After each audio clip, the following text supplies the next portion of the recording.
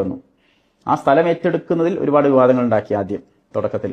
അതായത് തോട്ടം ഭൂമിയാണ്, അതായത് നിയമപരമായിട്ട് എങ്ങനെയൊക്കെ ഇത് മുടക്കാൻ പറ്റുമോ അതിന്റെ മാക്സിമത്തിലേക്ക് ഗവൺമെന്റ് പോയി.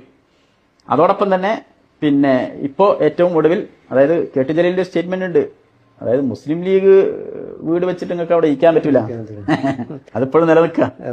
അവിടെയാണ് മുസ്ലിം ലീഗ് കല്യാണ മണ്ഡപം ഉണ്ടാക്കി കൊടുക്കണം. കല്യാണ മണ്ഡപം ഇനിയിപ്പോ ജലീലിന്റെ ആവശ്യം അതാണ്.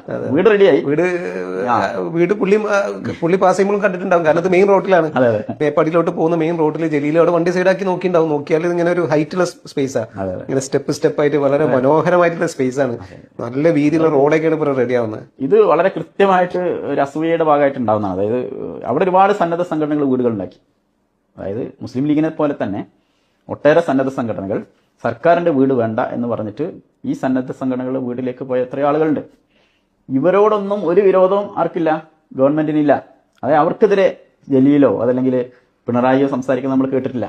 പക്ഷെ മുസ്ലിം ലീഗിനോട് മാത്രം എന്താണ് പ്രശ്നം? അത് വളരെ കൃത്യമാണ്. വളരെ മനോഹരമായ ഒരു സ്ഥലത്ത് ഈ ടൗൺഷിപ്പ് പൊന്തിയാൽ അത് ഗവൺമെന്റിന്റെ ടൗൺഷിപ്പിന് വേറൊരു റീസൺ കൂടി ഉണ്ട്.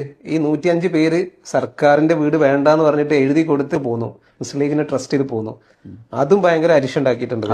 അത് പൊളിക്കാൻ വേണ്ടി ഒരുപാട് നോക്കി. പക്ഷെ ഇവര് നമ്മൾ അന്ന് എടുത്ത ബൈറ്റൊക്കെ എനിക്കിപ്പോൾ ഓർമ്മയുണ്ട്. മുസ്ലിം ലീഗ് ഒരു കാര്യം പറഞ്ഞാൽ അത് ചെയ്തിരിക്കും ഞങ്ങൾക്ക് ഉറപ്പുണ്ടെന്ന്.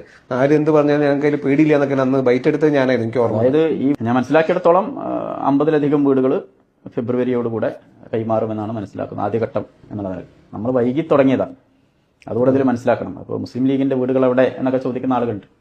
ഇവിടെ സ്ഥലത്തിന് പ്രശ്നമില്ല, അതല്ലെങ്കിൽ മറ്റു നിയമക്കുരുക്കുകളൊന്നും ഇല്ലാത്ത ഗവൺമെന്റ് ഇപ്പോഴും പാതി വഴിയിലാണ്.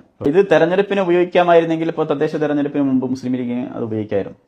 അതിലൊരു വീഡിയോ പോലും ഒരാൾ കണ്ടില്ല, ഒരു ഫോട്ടോ പോലും കണ്ടില്ല. അവിടെ നോ എൻട്രി ആണ്. അതെ അതെ, ക്യാമറകൾക്ക് നോ എൻട്രി എന്നാണ് അവിടെ വെച്ചിരിക്കുന്നത്. അത് ഈ ചെറിയ ബ്ലോഗേഴ്സിനൊന്നും കയറാൻ വയ്യ. തെരഞ്ഞെടുപ്പിന്റെ പിറ്റേന്ന്, അതായത് ഇലക്ഷൻ കഴിഞ്ഞതിന്റെ പിറ്റേന്നാണ് മുസ്ലിം ലീഗിന്റെ നേതാക്കൾ അവിടെ സന്ദർശിക്കുന്നത്. സത്യത്തിൽ തെരഞ്ഞെടുപ്പിന് അത് ഉപയോഗിക്കാമായിരുന്നെങ്കിൽ ഇലക്ഷന് മുമ്പാണ് ചെയ്യുന്നത്. കുഞ്ഞാൽ സാഹിബൊക്കെ ചെയ്ത വലിയൊരു കാര്യം അവരുടെ ഒരു സതുദ്ദേശത്തിന്റെ ഏറ്റവും വലിയ ഉദാഹരണമാണ്.